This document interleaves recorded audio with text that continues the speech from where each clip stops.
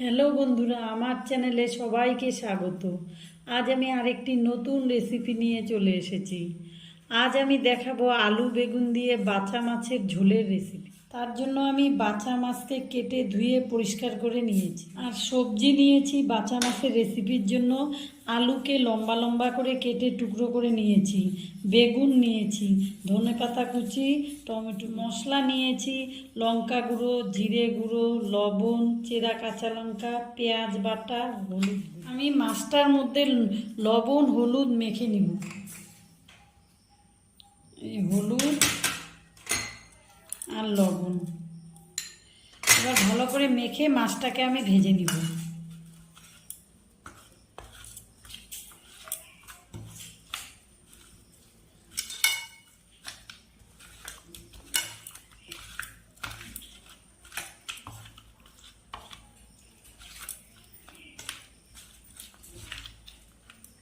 আমি গ্যাসের উপর একটা কড়াই বসিয়ে দিয়েছি, কড়াইটা গরম হয়ে গেছে। এবার সর্ষের তেল দিয়ে দিব মাছটাকে ভেজে নেওয়ার জন্য। তেলটা আমার গরম হয়ে গেছে, এবার মাছগুলো ভেজে নিব।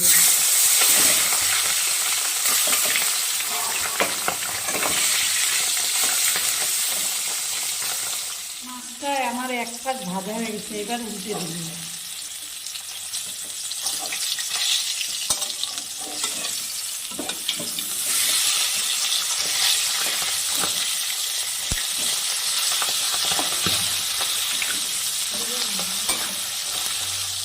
মাছটা আমার দুই পাশ ভালো করে ভাজা হয়ে গেছে, এবার তুলে নিব।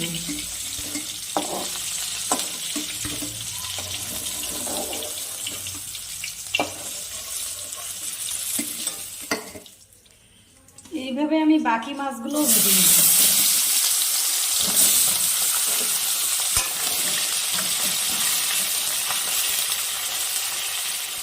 বাকি মাছগুলো আমার ভাজা হয়ে গেছে, এবার তুলে নিব।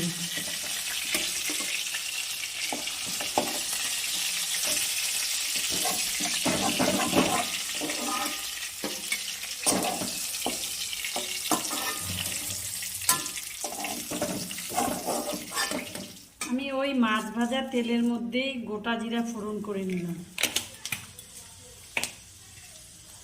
এবার এর মধ্যে কেটে রাখা আলুগুলো দিয়ে দিই।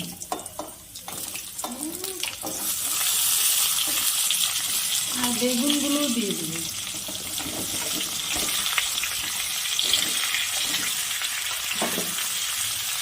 এবার আলু বেগুনগুলোকে একটু হালকা ভেজে নেব।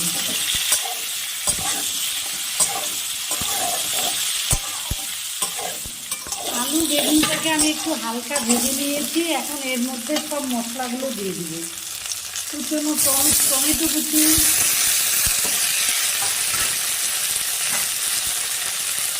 লবণ, পেঁয়াজ বাটা,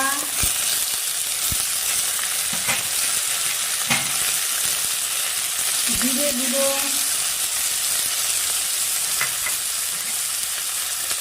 হলুদ গুঁড়ো,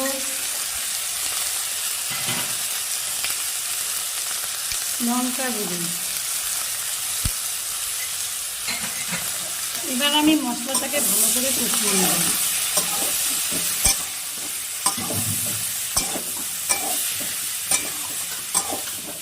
এই মশলাটার মধ্যে সামান্য একটু আমি জল দিয়ে দিব। এইবার ভালো করে কষিয়ে নেব মশলাটা।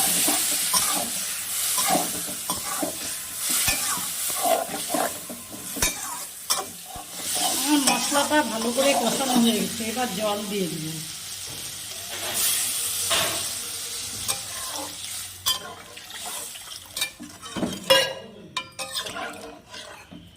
এবার আমি এটাকে 10 মিনিট ঢেকে দিব। ঢাকনাটা এবার খুলে নিলাম। মাছের ঝোলটা আমার ফুটে গেছে, এবার মাছগুলো দিয়ে দিব।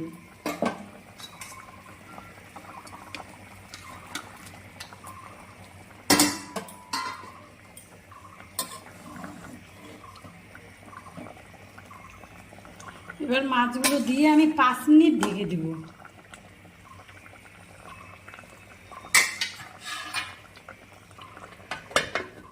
আমি চেরা কাঁচা লঙ্কাটা দিতে ভুলে গেছিলাম, তাই ঢাকনাটা খুলে লঙ্কাগুলো এখন দিয়ে দিব।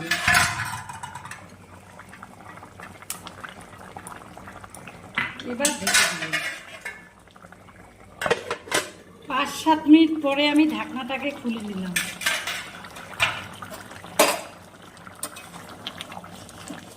আমার বাচ্চা মাছের ঝোলটা এখন হয়ে গেছে।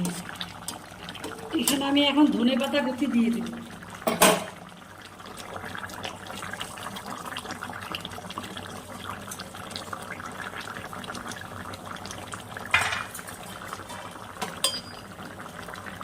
আর আমি 1 মিনিটের মতন ফুটিয়ে নিয়ে নামিয়ে দেব।